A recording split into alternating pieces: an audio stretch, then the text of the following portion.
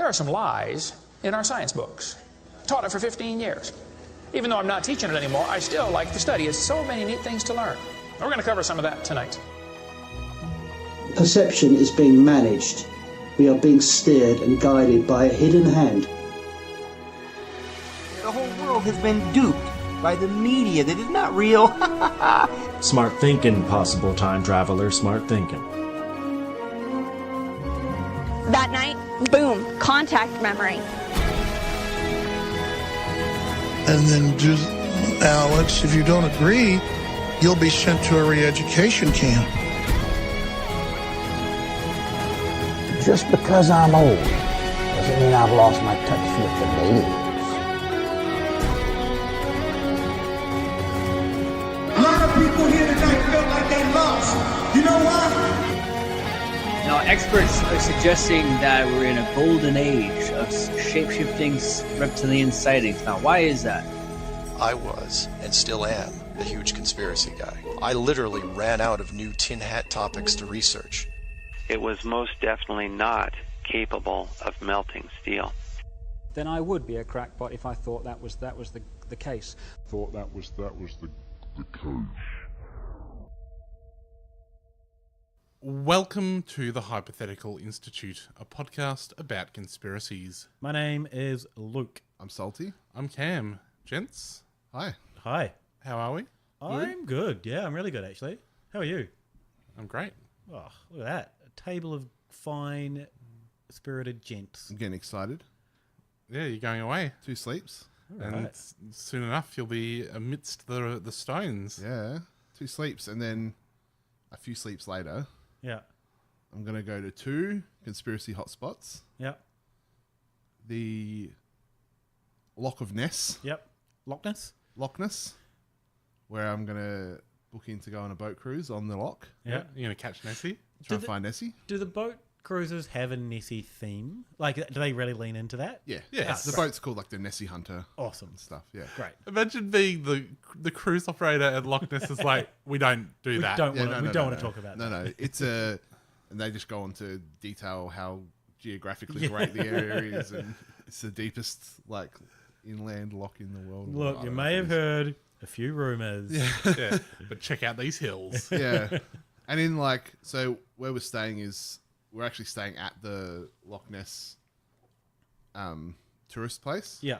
So there's, like, Nessie Land, and there's a hotel right there, staying there. Great. And then the boat leaves from there as well. So...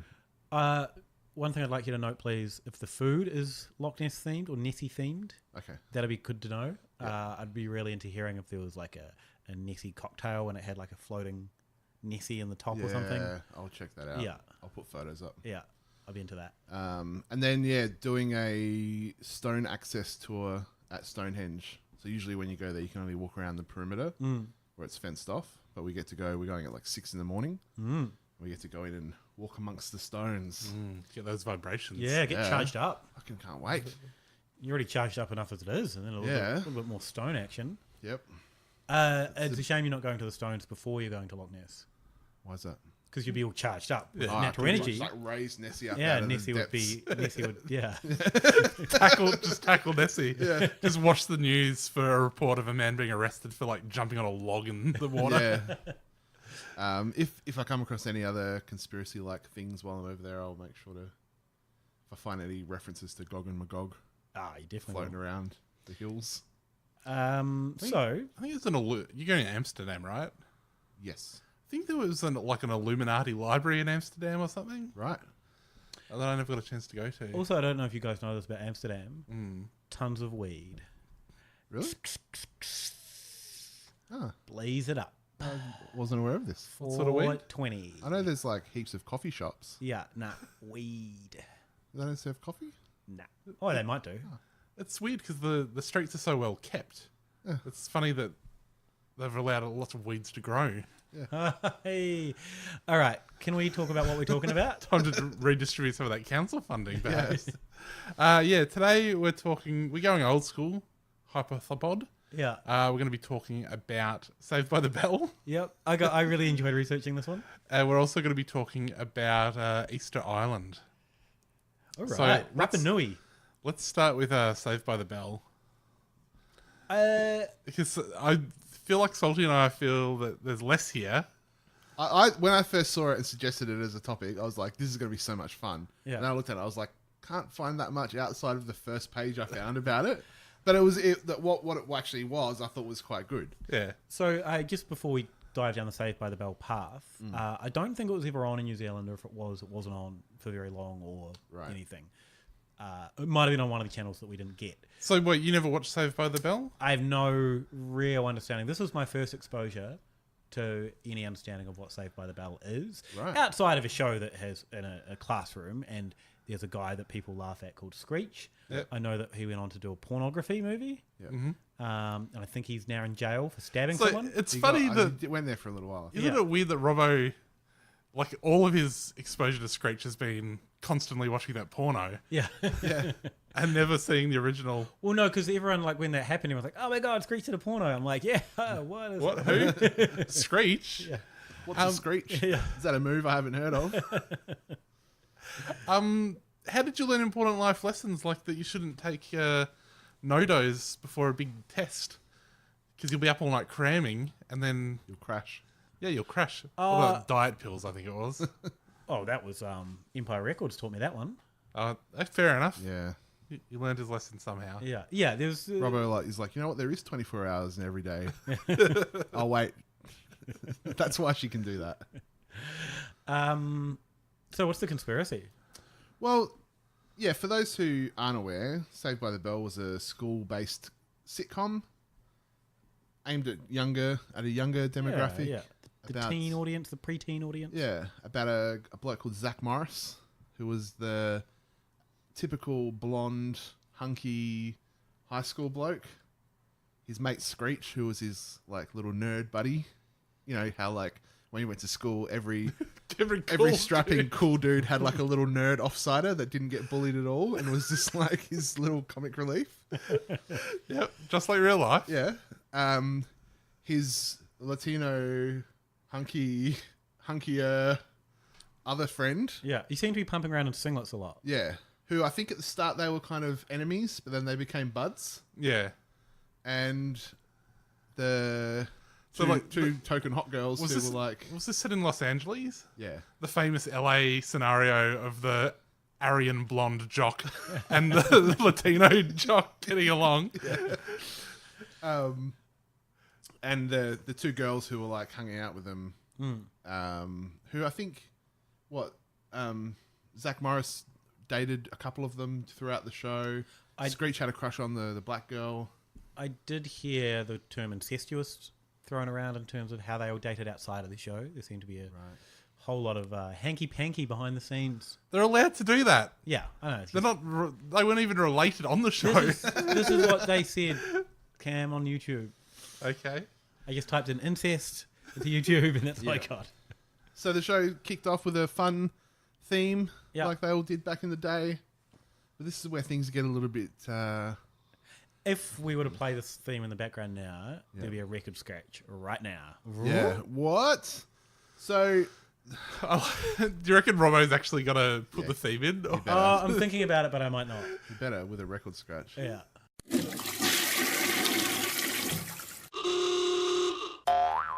Saved by the Bell theme song. When I wake up in the morning and the alarm gives out a warning, that's alarm without the A, with an apostrophe. Yeah, we're shortening alarm. You know now. how everyone shortens the word alarm? Yeah. Damn, my bloody alarm went off this morning. All the time, if we had had this in New Zealand, all the time I could have saved dropping the A off alarm. Yeah. Oh. Why are you late for school? My alarm went off. Next day. Why are you a fraction less late for school today? My alarm went off. Didn't go off. Anyway, the alarm gives out a warning. I don't think I'll ever make it on time. By the time I grab my books and I give myself a look, I'm at the corner just in time to see the bus fly by. Classic scenario. Fucking missed the bus because my life's a shambles. Yep. Fucking alarm went off. Fucking had to get my shit together. Missed the bus. Oh. It's kind of weird that in this scenario his alarm goes off. Yeah. Like he fails to get up. Yeah. set your alarm earlier, buddy, because it sounds like he does everything on time. Yeah. He doesn't push snooze and then go back to sleep. Yeah, the lyrics aren't when I wake up in the morning and the alarm gives out a warning and I hit snooze. Yeah. When the alarm gives out a warning and I hit snooze. When the alarm gives out a warning and I hit snooze. When the alarm gives out a warning and I hit snooze. Like my normal mornings. Yeah. That's not a joke. I don't set any alarms anymore. That was me today. It's all right because I'm saved by the bell. Yeah. Next verse. If the teacher pops a test, I know I'm in a mess. And my dog ate all my homework last night. Riding low in my chair, she won't know that I'm there.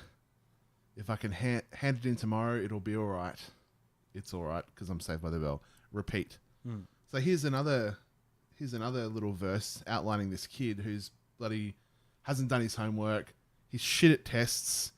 Can't pass anything. He's slinking down in his chair so that like he's not noticed by anyone. Does this sound like the Zach Morris we described just a second ago? Not at all. No, not at all. Hardly. Right? The theme song's setting us up for a show that's going to be a bloody depressing reflection on probably most of our school days. Yep. I don't know about you guys. I was phoning that in, yeah. My first half of high school, did really well. My second half of high school, I did less well because I was just like, I just want to do art all the time. Yeah, you wanted to follow your dreams. Yeah, and then look where it got you. Look at me now. You're following your dreams.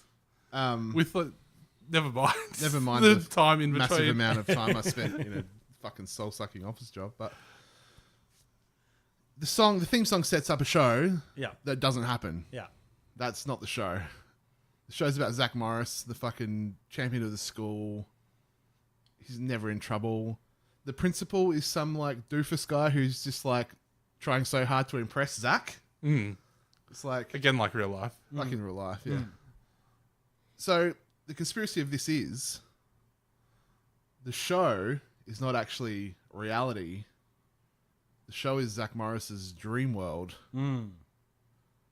And we're watching his fantasy rather than his life. The characters, Zach Morris and Screech, and I think one of the girls, were in an earlier show called Good Morning Miss fucking something. Good Morning Miss Bliss? Good Morning Miss Bliss, as the same characters. So the same characters were in this other show. Like Frasier. Yeah. It's like a Frasier He was in it situation. too. It's basically the same as Frasier. Yeah.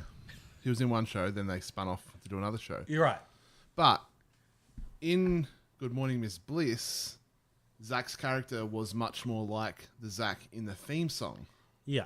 So he was a no good scoundrel kid who was pretty shit at school. And then when they moved to Saved by the Bell, it was completely different. He was like the opposite of that character. So they're saying that between the end of Good Morning Miss Bliss is actually where he died. Yeah, yeah. Or he had a mental break. Yeah. And then Saved by the Bell is his fantasies moving forward. Yeah. Because the other show was set in some other state. And it's like his fantasy was to live in California where everything was cool. So that school was JFK High or JFK School or something? Yeah. One of the producers, here's a little bit of gear for you. One of the producers, Peter Engel, he was on JFK's one of his early teams as like a volunteer. So I think like all security, and he might have not been running for president at this point. But at one point he was tasked with looking after JFK in a crowd. I lost him in the crowd of 1 million people in the garment district. My job was to get him in the car, and he winked at me and walked into the crowd, and I said, "Oh my gosh, I've lost him. Oh my gosh, I've lost him." And he came back, yelled in my ear. He came back and yelled in my ear, "You've got to have faith, kid." And then, for the record, Engel doesn't subscribe to the single gunman theory. I felt it was definitely a conspiracy, he says. I believe there was a plot involving different shooters. Saved by the Bell was a happier topic for Engel, who takes great pride in the show, and the thorny topics it sometimes tackled. Noticed it did not tackle JFK. No. Even though it had a direct reference in the precursor. Tellingly does never tackle it. Yeah. So I think that's all we've got for... Yeah. So this is a common theory with a lot of TV shows, right? Is it? Yeah, yeah. Right. for a while there, it was like, oh, what if X show was actually a dream? And then, and I read the justification for this one, and it's like someone was like using it as a metaphor. All those things. It's like just a really bad metaphor. It's like this could mean that it's in his dream world. Yeah. It's like no, it's just a song that someone wrote about a school day. Well, consider this: chuck that song on backwards. Yep. And the lyrics become very different. Right.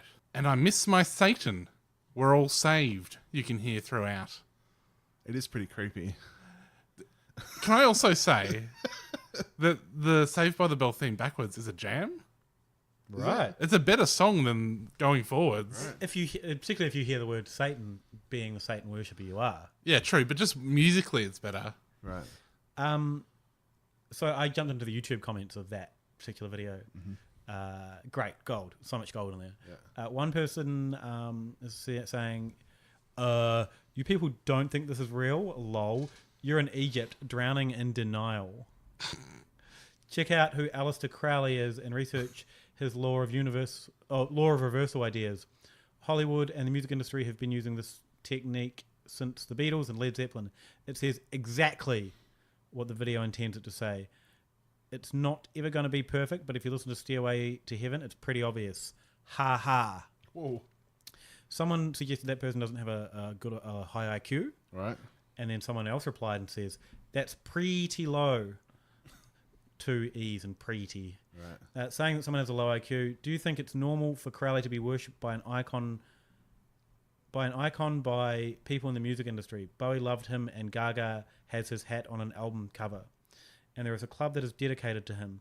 I guess you think it's Connerisdence. Conerisdence. I'm going to assume he means coincidence. Yep. All right. Generous of you.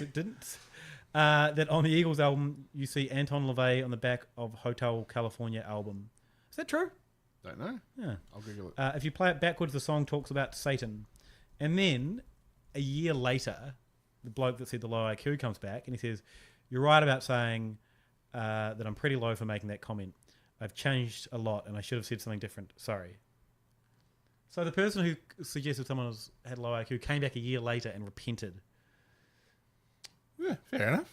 I love the personal growth we're seeing in YouTube comments now. Yeah. Another person has said, OMG, not them too, shaking my head, Lord help us all. Mm-hmm. They are disappointed the Saved by the Bell people have been snapped by the Illuminati. Well, wouldn't that be disappointing? Like when you're seeing everything being controlled by the satanic globalists, and then it's like, oh, at least we've got Saved by the Bell, though. yeah, that's fair. Someone else says, sounds to me like it is saying, I miss my savior, not I miss Satan. We're all saved. So maybe it's a good thing, not satanic at all. I like the show. I mean, the show was a good, clean, fairly moral kids show, unlike Twilight, Harry Potter, and other kids shows with tons of sex, softcore porn, homosexuality, and stuff. I don't know if there are that many kids shows with softcore porn. No, but even Twilight does have sex on it, but there's no like boobs or anything. Even forwards, Saved by the Bell, never mind backwards, everyone went on to do porn or to be, jailed for assault or etc., etc. It's not even clean going forwards. And then they finish up by saying, I believe in reverse speech, but I think this one is from the good guy. Which I think is a first. I've never come across people saying reverse speech is being used for positive. Which, in hindsight, the church should have probably done all that when they were battling reverse speech in metal. They should have started putting reverse speech in gospel music. Yeah, instead of fucking kids. Whoa. Someone else says, "As a good zinger." You guys ready for a good zinger? Oh, political rubber. Like that little current political gear. You ready for this zinger? Yep. Sure. Saved by the Bell, more like saved by the Satan. Oh. Which is the point of the Backmask lyrics. Yeah. I miss my Satan, we're all saved. Now, of course, if we were to look to Fritz Springmeier's book, The Illuminati Formula Used to Create an Undetectable Total Mind Control Slave. Yep, that old one. We'd read that an example of an important ritual to demonize the victim is the baptism of the child victim to Satan. You may call Satan Set in the ritual. There are variations in the ceremony, so your personal mileage may vary. This is paraphrasing. This is actual variation of the ritual done to monarch mind control slaves. We've talked about Project Monarch before. The child is stripped and given a purple robe. They're placed inside a pentagram, and an altar is made by a nude woman. A horse or jackal inscribed with the inscription Nebebka on the neck or forehead is sacrificed in whatever name the group is using for Satan. Where are you getting enough jackals to sacrifice? Yeah. That's why you got to use a horse sometimes. Yeah. If you don't have a jackal, a horse is a good substitution. The abdomen of the beast is split open completely and the liver removed. The 4 spirits of the 4 watchtowers are invoked. The slave child being baptized is smeared with fat from the dead beast. The gatekeeper spirit is then called by ringing a bell. Thus the child has been saved by the bell. I was going to ask how this relates to Saved by the Bell when you just really brought it home.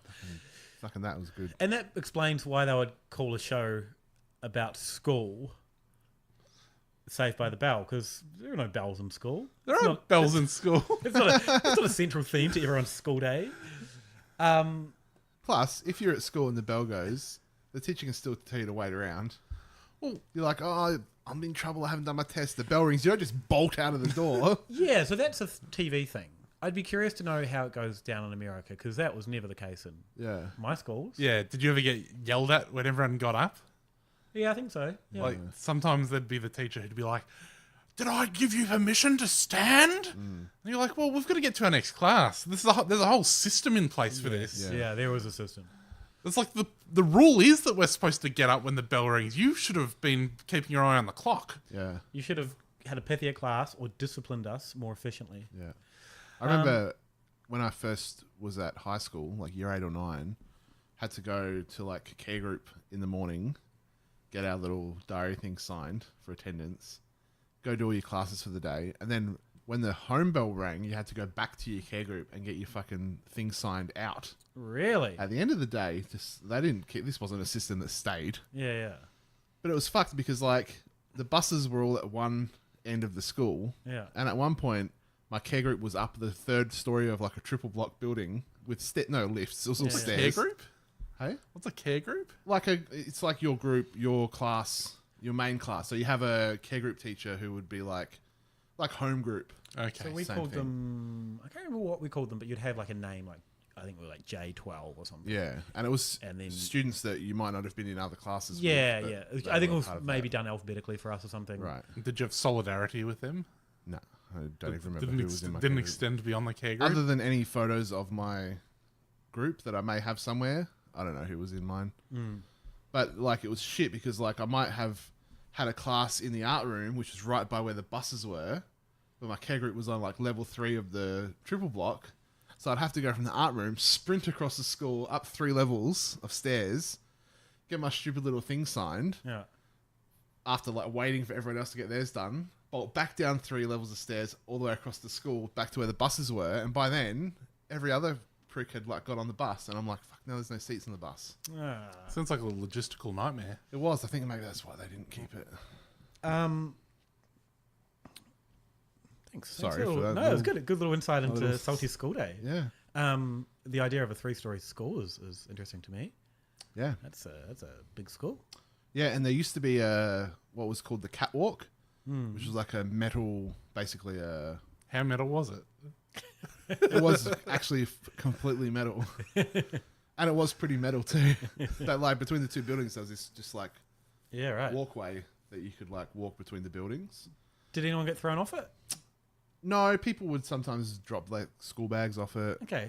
Every now and again, the science classes would do like an egg drop test that they'd do off of the... I always wanted to do one of them. Yeah, I never got to I would have been so engaged in high school if I got to do an egg drop test. Yeah. But then, like at the end of year 9, I think they realised, holy shit, these uncovered metal 3-story high walkways are pretty dangerous, and they took them down. Yeah. So if you had one class on 3rd level of this building, and your next class on the 3rd level of this building, instead of just going across the catwalk, you had to fucking go all the way down, all the way across, and all the way back up again. People would have been thrown off fucking once a day in my school. Yeah, that would. And then thinking about the egg drop test, like at least 2 of my science classes, we were banned from using any equipment. Right. Like Bunsen burners. Bunsen burners especially. Yeah. There's like formaldehyde jars in one of the rooms that like had, old like fetuses and like, animal fetuses and things. And once a class, like some people would play a game to see who had to try and open one to like stink out the whole class. Anyway, so can I just say that the satanic backwards thing in the song does make some stuff like the lamb thing make sense. Right. Like, why would you shorten alarm to lamb unless it's to make the backmasking work? I don't think that was the part of the song they were backmasking, though. They're only backmasking the chorus. You'd backmask the whole thing. It's just we can't detect. We haven't been able to decode the rest of it. Yeah. It's in a language we can't understand yet. I did see someone talking about backmasking, and they said, how come... It's true, because if someone covers that song, it doesn't sound like the backmasked version when you backmask it. So if someone covers Led Zeppelin... all the satanic shit is not going to be in there. Yeah. Can I just make a little observation? Go ahead. We've changed alarm to lamb, which is very much like this fella's name. Who's this fella? Crowley's alien guy, Lamb. Ah. Lamb, Lam. There you go. That's okay. Correct. We're getting stuff. So maybe it's in there as a little nod. Little nod to Crowley. Did you guys find out what happened to one of the I think she played Lisa? Lark Voorhees. So she played Lisa. So I watched some interviews with her, and she just makes no sense. Right. One quote is they ask her how hard it is to be on a show day in, day out, when you're a teenager. And she says, it's much like fighting, when you're enlisted in the army, you get yourself physically fit, mentally fit, informational-wise fit. So it's just the same, like stage boot camp. Right. It's like, what? And then she married some guy who was kind of like a sound engineer / rapper. Her mum ended up putting a restraining order on this guy. Right. And he says of her, no, this is what he says, sorry, in an interview. We're just the same as any other couple out there. It's love, trying to accomplish business together. It's not a scam. So I think the mum was accusing him of like being a bit of a gold digger or trying to use her fame. And then Lark says, the powerful uniting of one act of productive purpose is how she described their love. So I'd describe our love as well, Robbo. Anyway, 6 months later, once they were divorced, she started criticising him about his reputation, said he was just there for the money. She also said, your penis is nothing to brag about. Is it normal for a penis to smell like corn chips? Is it? Isn't it? Yes, it is. So there has been some...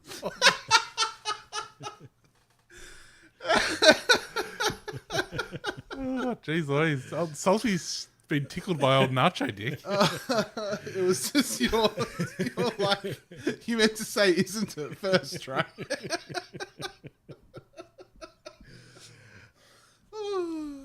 So yeah, poor old Lark has had a bit of a rough turn over the years. Yeah. She says she's getting her things back together, but she's been too busy to attend any of the reunions they did. Right. Lark also gets singled out on the Illuminati Watcher breakdown of Saved by the Bell. There is a promotional photo in which she is the only one giving the OK symbol, which we now know would mean she's indicating she's a white supremacist. But back then it was because she was a secret Satanist. Throwing up the 666. Yeah, well, 666. the three extended fingers represent the unholy trinity between Moloch, the whore of Babylon, and their offspring, the Antichrist. Oh. Did you guys come across the theory that Zach Morris was killed by a pedophile ring? Yeah. I came across a few theories that Zach Morris had been killed, or that he was Paul Walker. Right. Yeah, did you come across those? No. Oh, yeah, so there's I came across This is relevant to our conversation earlier about how good Fast and the Furious movies are. Very good.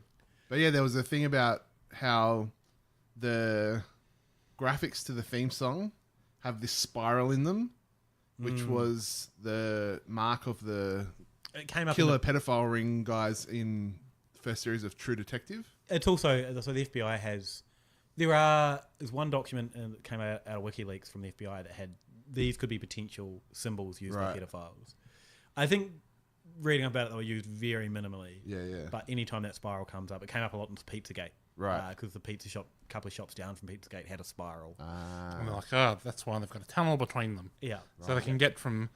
They've got the front one. Yeah. And then they can go underground to the clearly pedophile one. Yeah. Right. Besta Pizza changed its logo, and then everyone's like, evidence. They know we're onto them. Yeah, the thing I saw directly linked it to True Detective. Okay. That's where I got that from. Yeah. And then this is all his, like, afterlife. Yeah, right. Fantasy. The, This fantasy after... This is the character having died a loser... Now in the afterlife is just imagining they're at school, but they're cool. Yeah. Yeah. That's everyone's dream. So just still have to go to school. Still have to go to school every day. But everyone's your mate. Yeah. Or wants to be. You've got a racially diverse group of friends. Yep. Experimenting with diet pills. Yeah. It wasn't all, roses. Yeah. There's also those symbols also turned up on the official soundtrack as well, the spirals. Well, the official soundtrack of Saved by the Bell. Yeah. All right, fair enough. But it did say that the article that I read, it might have been the same one you were reading, Illuminati Watcher, suggested they were 666 and not Pizzagate or pedophile symbols. Now, though, they would be definitely... Oh, is that because on the picture there's 3 of them? Yeah. Did Saved by the Bell have a Sabrina-esque like song that they always played, like that Hoobastank song or whatever it was that I think Cam said about? Pseudo Echo? That I was wrong about. Oh, was it? Yeah, I wasn't. They had their own song, I think, that was similar. Oh, okay. Yeah. Okay. I don't recall it. Yeah, no. Look, like Robbo, I never really watched it. The other thing is... And then subsequently, I had a massive no-dose problem. I didn't have a no-dose problem. I just took too much no-dose. Yeah, I do remember a time in your life when there's a lot of no-dos going down that gullet. Yeah. And I was staying awake. Yeah. Was that because you were smashing no-dos and Red Bulls? Yeah. There was no does going on, that's for sure. So one of the characters, he played the most... This word to the article that I read. Played the mostly useless character of Max. Max? I don't remember Max. Oh, because he's mostly useless. Yeah. But he used to do magic because the guy playing him was into magic. Right. So How fucking annoying would that kid be at school? Yeah. So another person that likes magic, Neil Patrick Harris. Yep. He's the head of the magic thing. He's on the board, of the Magic Castle in LA. Yeah. Right. He also does magic in How I Met Your Mother. According to Dustin Diamond... Is that just part of his pickup artist character, though? Yeah, but he can do the magic to show it. So Screech said that Alonso wound up spending a lot of time with Neil Patrick Harris. A lot of time. He reiterates that. For a while, they were inseparable, going away to perform magic together, conjuring their mystical spells of enchantment. It wasn't until years later that Neil Patrick Harris announced he was gay. So... Remind you of anyone? Alistair Crowley, perhaps? Well, yeah, fair enough. Yeah. So I was suggesting that the magic was a front for gay sex, or the magic was part of the gay sex. It was not really clear what Screech is getting at there. Watch me make my dinger disappear. Yeah. Magic. Anyway. Is that all we've got for Saved by the Bell? Yeah, I think so. The only other thing was Mario Lopez, who played Slater, AC Slater. He he's on that E.T. or whatever the show is that he hosts in America, the entertainment program. Entertainment Tonight? Yeah, maybe. He basically looks exactly the same now as he did when he filmed Saved by the Bell. So there's a lot of speculation online that he may be a vampire. Right. Okay, that makes sense. Because he hasn't really aged very much. But I couldn't find much else about that. Just, he's a vampire. Latino... Which, I mean, most of their shit they shoot outside in the daylight, so Yeah, it's a very bright show. I'd say that's probably not... So he's a day walker. Yeah. Latino got good amino acids, so your skin stays healthy. Is that something you sure you want to leave that in? Yeah, it's my pun on Black Don't Crack. Play on that Latino. That's Godamino. Robbo's version of that Yeah. sunscreen ad. We got loads of melanin from years ago. Remember that? There's nothing wrong with that ad.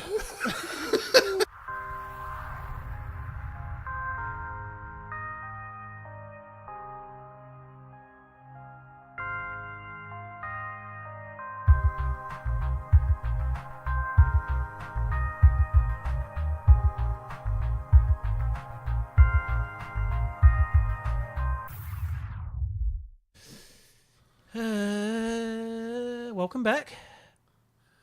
All right, let's talk about Easter Island. And those big bloody noggins. That's where the eggs come from, right? The Easter eggs. They had a whole egg hunt thing. Did you guys come across this? No. So, Ugh. in the history of Easter Island, the first peoples, or some of the first peoples, had there was the one church or religion looked after the elders, and it was all about death, and that's where the heads came from. Oh yeah, and there was the Birdman religion. And then the next one was the Birdman religion, which was all around having people that were like the champions for that year. And so once a year they would get like a whole bunch of people together. I think they might even choose them randomly, and they'd have to have an egg race where they had to swim across to another island in shark-infested waters, get an egg, swim back, and get to the top of the mountain with it intact.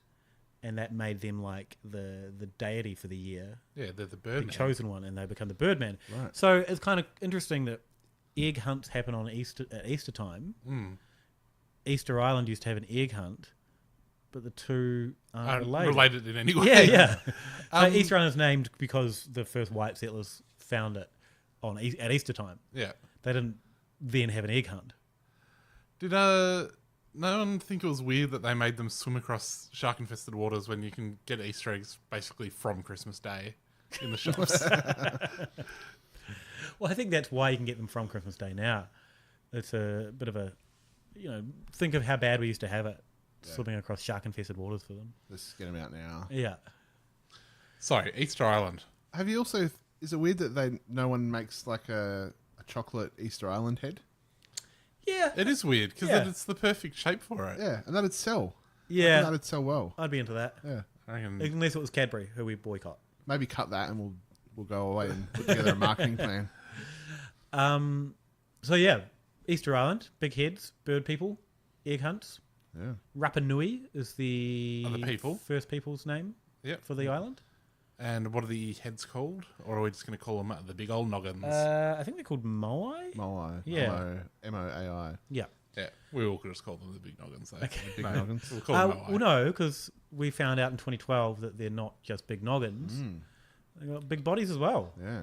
Which is 2012 is really late in the piece for people to work that out. Well, I saw a thing talking about when they were erected. Cam, Jesus, you're right there, Cam. Yeah. I know we talked about juvenile school things in the previous segment, but I thought we had got our giggles out at the start. Yeah. Right, carry on. The date of them is between 1100 and 1500 CE. BC, yeah, which is AD. Yeah. Yeah. So I didn't realize they were as new as that. Yeah. I thought they would have been much older. Yeah. Because then when they talk about how over the centuries sediment and moving like earth and stuff had covered the bodies. Yeah. And I'm like, that doesn't seem like a lot of time for that much shit to build up on the island. Yeah. Because surely if in that much time, like, I don't know. Did they maybe build them, put them up, and then they're like, fuck, we should have factored in a foundation. What if these coastal winds get them and knock them over? And so then they decide to bury them and use the bodies as the foundation. Well, would you like to know some Easter Island facts? Sure. Yeah. So the reason that they think that they were so quickly sort of buried is because the erosion on the island was massively accelerated by the deforestation of the island. Right. So they can tell from like the pollen record that Easter Island was basically completely forested. Right. When people first arrived. And it's not completely forested now. So once all of and that's largely because of the white people that came. Right. It's funny. A lot of the histories say it was completely decimated, and then the white people turned up. Yeah. It's like, I think you faked that. Some of the stuff I read was like, oh, well, the first people just fucked up their environment. Yeah, I think it's like, I don't know if they would they? Because that was their home. So the standard story was that they, like the Polynesian people arrived, they brought rats with them as like a food source. The rats just thrived because there were no natural predators on the island. And soon, other than the humans that wanted to eat them. Yeah. Yeah. Or the big stone giants running around. Yeah. But soon you had like so many rats that they were all competing for the food, and also the Polynesian people, the Rapa Nui, were clearing some of the land for farming, and between that, the rats then died out, and then there was nothing for the people to eat, and then they had to fight over what few resources there were, and so they all killed themselves through war until there was only a few people left. Then the white people show up and sort of finish them off with disease and slavery. Yeah. But it's sort of a narrative where it's like, well, yes, the white people did finish them off with disease and slavery, but there was only a few of them left. Maybe if they hadn't fucked up so hard, yeah, we could have saved them. We could have saved them with disease and slavery. Yeah. But part of the justification for the theory that there was some big war where they basically wiped themselves out is there's arrowheads all over the island. Right. Like hundreds and hundreds of arrowheads that they've found. Until like a few years ago, someone was like, this would be a pretty shitty arrowhead. This seems like something you might use to have a little dig out of the ground. I don't know if you would necessarily use this to kill someone, because you'd be doing it for a while. Yeah, right. Like these are just shitty weapons. Also, were the arrowheads not found within bodies that they had been killing? Yeah, well, there's that as well. There was stories about two different looking peoples. So there was people that had short ears and people that had long ears. Right. And eventually they... Long up like elves or long down? Down. Right. So I think there is kind of some credence to it. Some, I think, South American cultures might have arrived there at a similar time or not long after the Polynesian cultures. So they had that kind of long ear distinction or something. But then they got in a fight. So the story goes that the long-eared people who had inhabited the island first dug a ditch, filled it with brushwood. A long-eared man revealed to his short wife that the people planned to lead all the short ears into the ditch and burn them. That shocked the short-eared woman, obviously, because she didn't want to be burned. So she betrayed her husband to save her people. Fight broke out. The short-eared people chased the long-eared people into the ditch, burned them along with the woman and children. Only 2 long ears survived, fleeing into a cave, and then one of them ended up being killed again, so only one survived. Captain James Cook visited Easter Island between 1772 and 1775 after this fight had broken out, and saw many people with long earlobes, which raises some questions about the accuracy of the tale. Right. There you go. So there's a lot of things happening that no one's really 100% clear on in terms of the bird and the other religion. A lot of those details are still pretty vague and no one's really 100% sure. The heads, the noggins, still a little bit unsure about those for the most part. There was a story just recently about the heads and how they think they've come to some conclusions, or they've not come to some conclusions, but they've like sort of started to maybe figure out why they were built. And one of the reasons was they think they were built to mark natural resources like fresh water, things like that, which would be quite important on an island to know where you can get fresh water. So I think they've found that a lot of the statues mapped around are near where natural springs are, or where water runs from the island into the ocean. There's some places, I can't remember where it said, where fresh water runs into the ocean in such amounts that the water there is fresh. Displaces the salt water enough that you can go down there and just bloody scoop some fresh water out of the sea.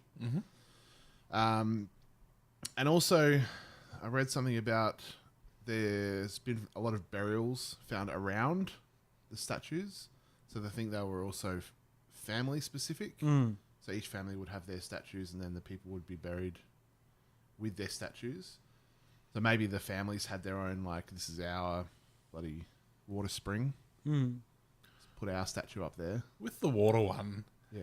If you're whacking up a bunch of big statues, wouldn't you be like, oh, where should we put this? Over where there's nothing to have a drink of afterwards? Or let's just have it convenient. As long as we're dragging the statue around. Yeah. A hard day's thirst needs a good cold bit of fresh water. Yeah. So the biggest statue, do you guys know how big the biggest statue was? Is this Gigantor or whatever his name is? Oh, Gigante. Yeah. It's not really clear. I don't think it was ever finished. No. But 72 feet tall. What's weighs that in measurements we understand? Yeah. In English, please. 72 feet. In the Queen's metric, if you don't mind. 21 meters. Yeah, it's pretty big. And it weighs 100 it was going to weigh when it was finished 160 to 182 metric ton, more than the weight of 2 full 737 airplanes. However, they never actually finished that one. So is that one still on the ground, or is it? Yeah. I think the biggest one that was finished was 10 meters long. 10 meters, yeah, and weighs 75 meters. There's a lot of there's a lot of speculation about why did they stop building the statues, and then I think the leading theory is that's because the Birdman religion took over. Yeah, and they're like, we're about birds now. We're not about the statues anymore. If you can't turn those noses into beaks, we don't want to know about it. Yeah. Surely though, the reason they stopped is because they're like, oh, we can't move this one. Yeah. Our rudimentary log and rock lever system is just not going to. Can you imagine the one guy that was like, nah, I'm going to finish it. And I was like, oh, you're not. They would have had their own little fire festival where there'd be all of the statue guys that are like, this isn't going to work. Yeah. We've got to completely pivot into birds because of this. They're much smaller. We need to make some stone ones. We can just move eggs instead. It's way easier. You know how much easier it is to carve an egg out of a stone that's already vaguely egg-shaped than it is one of these giant heads? So how did they move them? Did we explain that? Well, I think a little while ago I remember seeing something where they found some quarry on the place on the island where I'm pretty sure I'm not mixing this up with the Stonehenge thing I read, where the rock naturally fractures in the vague shape of the heads. Okay. So they just had to move them. Yeah. But someone did an experiment when they showed like 15 blokes and a couple of good sturdy logs can move one of these things pretty easily. They did I think I've seen them tying rope to it and wobbling it along. Yeah, so with one person with, on either of the rope. Yeah, that's right, shaking it side to side. Yeah. Is it like when you walk a fridge? Yeah, Yeah, same pretty thing. much. Yeah. Well, this is the thing. There's ancient learning in modern times. There's all of this there's all this stuff online. It's like, I saw one video where they're like, mainstream scientists have never been able to explain, and they've never wanted to explain how they move them. It's like, well, my fridge is in my house. There's no explanation for how it got there. But it must have been moved in there somehow. But in 2019 we've got trolleys and evidence of trolleys. Removalists. Evidence of... There's none of that evidence is in my house. Nah, that's fair. Yeah, true. But except for the man with the van that lives in your house. You can see with some of the unfinished ones, you can see where they do carve it out of the rock first, and then they sort of carve underneath until there's just a thin little bit, and then they can sort of break it away. And I saw some footage of where they'd like carved around it, and then you could tell it wasn't like a natural thing that had been carved into the rock wall. Right. It was like they'd carved around it so they could get in and carve the other side. Because a lot of the rock they were using was like volcanic tuft. That's not super hard to like chip away at. I think they said it was also smoothed down with pumice stones. And pumice stones are kind of soft. But coarse. And I think they carved the heads when they were laying down, when the rock was down, then they'd stand it up and do the rest of the bits. Which is logical. Yeah. But yeah, it's like any of these things where it's like, nobody knows how these ancient people move something. It's like, anyone can move anything if you've got enough blokes. Yeah. Yeah. And if you've got a bunch of sticks flying around, eventually someone's going to work out, let's roll them. Yeah. Yeah. Aliens is the big theory. Yeah, aliens come up a lot. I saw a really cool vid. I was going to note it down. that Easter Island was the Pacific Island landing strip for aliens. Right. And it had this really cooked music, but if you skipped around it with the arrow keys, kind of made the music sound really cool. Right. So I spent about 5 minutes doing that. Just beat mixing. Yeah. YouTube videos. But the famous, you know, the guy that's in the meme Aliens? Yeah. He's got crazy hair or something. And it's like a history channel. Yeah. The Ancient Aliens. Yeah, the show Ancient Aliens. That'll be it. Giorgio A. Tsoukalos. He says the only way the ancient astronauts, so his theory is that ancient astronauts did all this shit. Yeah. The only way the ancient astronaut theory can be disproven is if when the extraterrestrials show up and they say, "We were never here." And then he looks at the camera and he's like, "Good one, huh?" So when the aliens definitely built them, Yeah. until they come here and tell us they didn't. Yeah. That doesn't, like, aliens could be dirty liars. Yeah. Like, aliens, I don't know if we can trust them as much as we can trust people who lie all the time. B, what if it's just different aliens? Yeah. We were never here. I don't know. Is the idea that the aliens built them? Yeah. Built the heads? Yeah. They gave the people the technology. The technology, I think, as well. Yeah. I think he talks about there's a big jump in technology. Suddenly all these monuments started appearing. But as you pointed out, this is the 1500s. Not that long ago. Like, yeah. we had a lot of shit. Like, the Romans had running water fucking 1,000 years before this was happening. What aliens are coming here and being like, we're going to give you the technology to knock a shape out of a rock. Yeah. Like, we've come across the stars. We have quantum warp technology. Yep. Here, this is take this one bit of rock and hit the other rock with it. Yeah. And eventually you'll get a nice pleasing shape. And wobble it into place. Yeah. They've got an alien fridge in their little canteen. They're just showing them wobbling it. There is a lot of these statues, right? Yeah. There's like thousands of them, or over 1,000 of them. I think so. Yeah. I think most of them it's still in quarries. I think when they broke them a bit or whatever, they just left them there. Right. So there's a few roads that are just lying next to the road or something. Yeah. Right. But they were all around the island, mostly facing inwards, as if to watch over the people of the island, with some facing outwards to welcome people back to the island. Right. That's nice.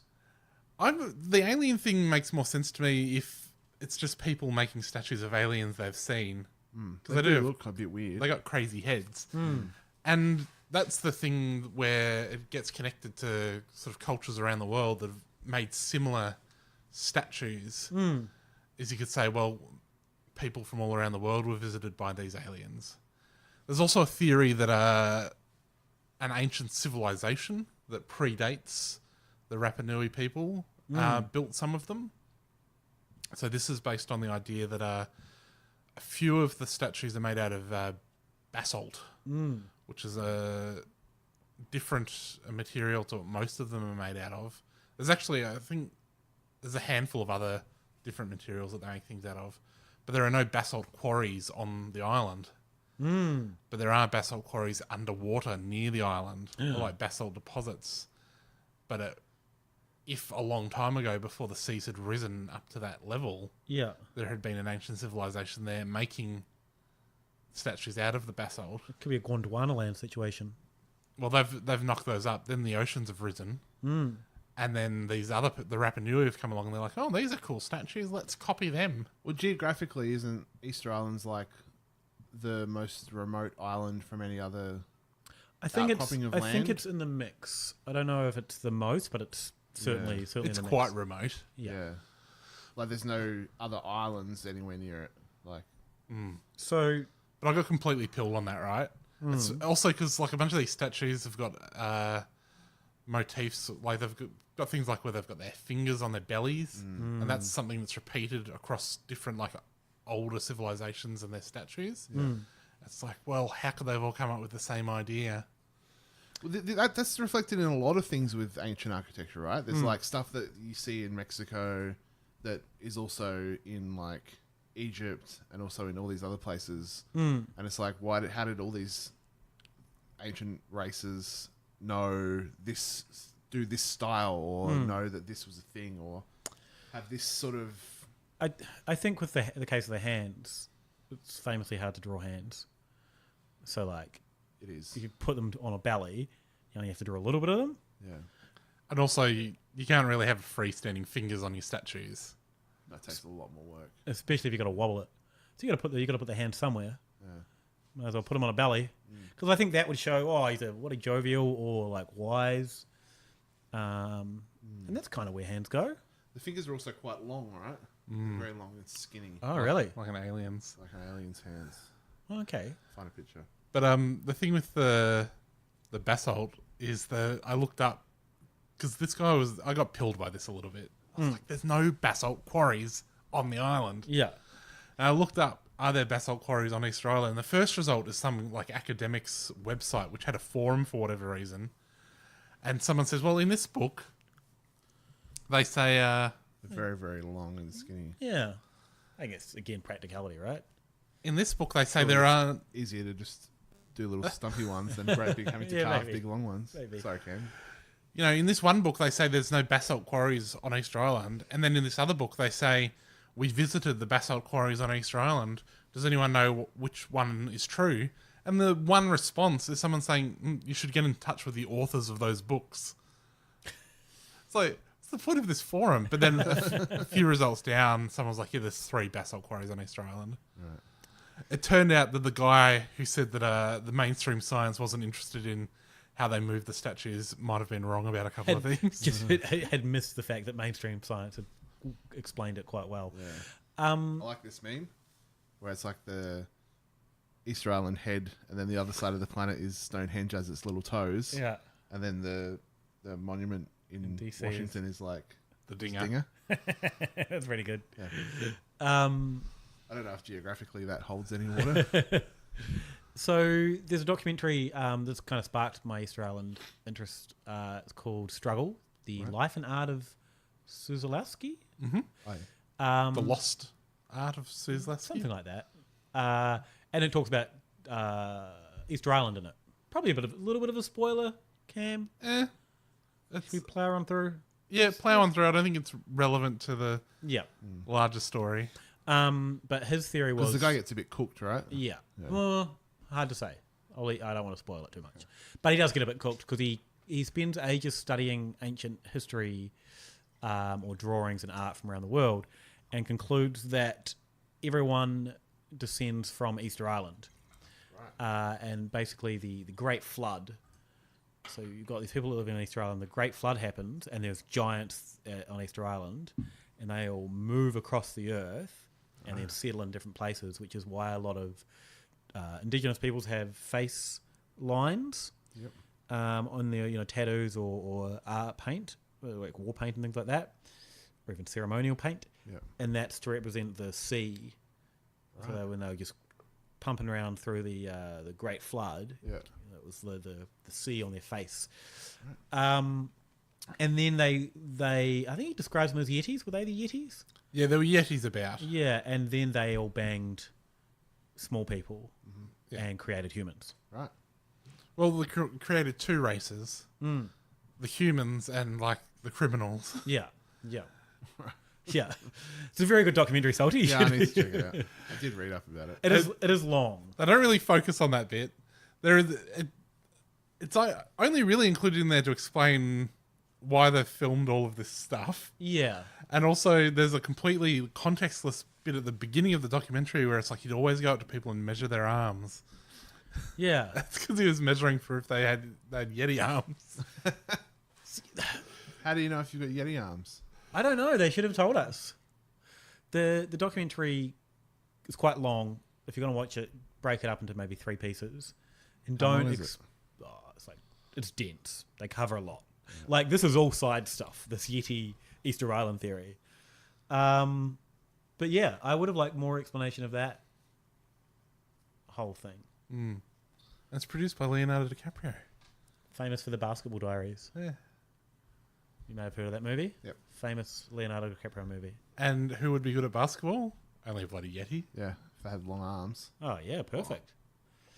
Anything else about the Easter Island? Squidward from SpongeBob famously lives in an Easter Island head. Oh, yeah, that's good. Under the water. Not like SpongeBob, who lives in a pineapple under the sea. Mm-hmm. That is true. I've always wanted to go. It's been a place that's interested me. I think just the big... Is it hard to get there? Yeah, because... It'd have to be one of the hardest places to get to. Because it's one of the most remote places. I wonder how you get there. On a boat? There's one plane? flight, maybe a week or something. From where? Chile, I think, yeah. Chile? Yep. Another interesting thing I came across was they've got a lot of similar words in the indigenous language to Māori in New Zealand and also in Hawaii. One word that's common and also in Polynesian languages and South American languages is kumara, right, for sweet potato. And it pops up a few variations. So they use it in Easter Island and also South America. And kumara is what we call sweet potato in New Zealand. Well, that can't be a coincidence. No, it's not. So that it can't be, Robbo. Because why would you look at something that looks like a potato but is sweet and be like, oh, let's call this a kumara? Unless you're all singing off the same songbook. Yeah, so they're saying the theories are that there were some contact between these peoples. Yeah. You would have come up with kumara. Well before Whitey comes along and goes, oh, it's sweet potato. Yeah. It's cool, sweet potato. This thing that doesn't look anything like a potato, doesn't taste anything like a potato. What's its defining characteristic? Oh, sweet. Do they all also say chili bin? Yeah, maybe. Are sweet potatoes even that sweet? Yeah, there's sweetness to them. I guess they're sweeter than a potato. Yeah, they have a good sweet taste. I think it's fair to call them sweet. It's not fair to call them potatoes, though. Wow, they grow similar. I think, Cam, you're being a bit rough on the sweet potato. Yeah. Oh, sorry if I'm being a bit rough on the people who brought disease and slavery to the people of Easter Island. Sorry about that. Fucking shay. You know what's good? Bloody roasted sweet potato with a bit of butter and brown sugar on it. Oh, yeah. Caramelize that baby up. Pro tip for roasting if you're doing roast sweet potatoes or like sweet potato chips in the oven. Yeah. A little dusting of flour on top just to really help those starches form a good crust. Yeah. Otherwise, they can go a bit soggy. I want a soggy sweet potato, mate. Oh, that's the last thing you need. And a little tip: if while you're doing that, you're set upon by an enemy like agents, take that flour, throw it up into the air. It's flammable. Flick a match into it. Yeah. Huge fireball. Oh, get away. Throw it away from you, though, not straight up in the air. Yeah. You don't want to burn your hair. Little flammable flour tip. I love the idea of a movie where someone does that in slow motion, where they throw the flour and it's like, and then they fling, and they escape. Yeah, with their little tray of delicious roasted sweet potato. So I think this might be indicative of the fact that we've reached the end of Easter Island. Yeah. Good stuff. I enjoyed it. Yeah. I enjoyed this one. Yeah. If people want to find us online, they can do so at many places, including all of your podcast platforms. We're on Facebook. We're on twitter.com/hypothepod. We're on patreon.com/hypothepod. Thank you to Tammy, our $33 sponsor. Thanks, Tammy. Thank you. Robbo, where can they find you, my friend? You can get me at Ale of a Time and aleofatime.com and check out Good Beer Week happening in Melbourne that I am a big part of in terms of putting together the program. So if you go and buy tickets, you keep me employed for next Good Beer Week and I'll be very happy. Salty. You can get me at Saltmarsh on Instagram for artwork and soon to be holiday snaps, I guess. All right. I think I'm going to use the hashtag again. I'll do Eurosalt 2019. Mm-hmm. What was the last one you did? Eurosalt 2017. And before that, Eurosalt 2015. Ah, I got a theme here. There's a theme as you go every 2 years. To Europe, yeah. Who would have thought I would have ever done that? Andrew Saltmarsh illustration on Facebook. Check out Tohara on Patreon. Check out your comic. Can people still order your comic? Yes, there's not many copies left though. So if you want it, get it on it. If you want a first print run of the first edition. Yeah, and I'll mail it to you. Yeah, Cam will mail it because I'm going overseas. Ah, look at this. And you can find me twitter.com/Sextenheimer. Gather around me on iTunes for my other podcast. Thanks, everyone. Oh, also, while I'm on holidays, visiting these cooked sites, I'll maybe chuck some stuff up on the Hypothepod Instagram account. Hey. Because there's nothing on there yet, is there? No. It's also, just waiting on you. Yeah. Also, I think we're going to maybe skip 1 or 2 weeks while you're away, but we've got 2 episodes in the bag. And I think, Cam, you and I will keep doing some news for the Patreons. Yeah. So if you're a paid-up member, you're still going to get the goods. Yeah. I'll also maybe put some overseas updates on Patreon. I'll just maybe record them direct in my phone and chuck them up on the... I love that. Don't make too many promises. You never know. Thanks, everyone. Bye. Don't worry about a thing, except if all our world leaders are alien reptilians. I said don't worry about a thing, except maybe the fluoride in our water supply contains mind-altering drugs. Don't worry about a thing, except whether or not Port Arthur was a false flag operation in which to disarm Australia. I said don't worry about a thing. Except you can definitely hear John Lennon say I buried Paul at the end of Strawberry Fields Forever. Ooh, don't worry about a thing. Except not only did Bush do 9/11, but he also keeps the planes out in Area 51, which, let's not forget, where all of the aliens are. Don't worry about a thing. Except Donald Trump is clearly a woman, and you're just blind if you can't see that. Why don't you open your eyes?